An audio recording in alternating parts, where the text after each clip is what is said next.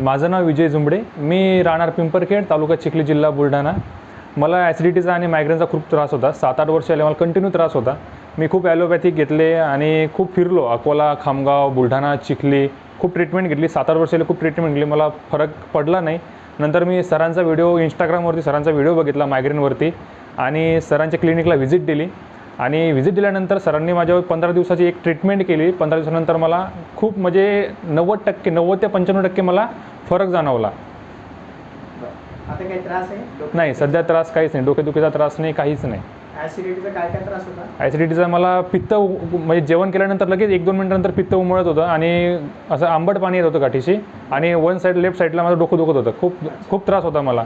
सर्वात जास्त डोकेदुखीचा त्रास? सर्वात जास्त डोकेदुखी, मायग्रेनचा. इतर ठिकाणी कुठंच मला फरक पडला नाही. मी खूप फिरलो, माझ्याकडे खूप मेडिकल मी केले, दवाखाने केले, तरी मला काहीही त्रास म्हणजे फरक पडला नाही.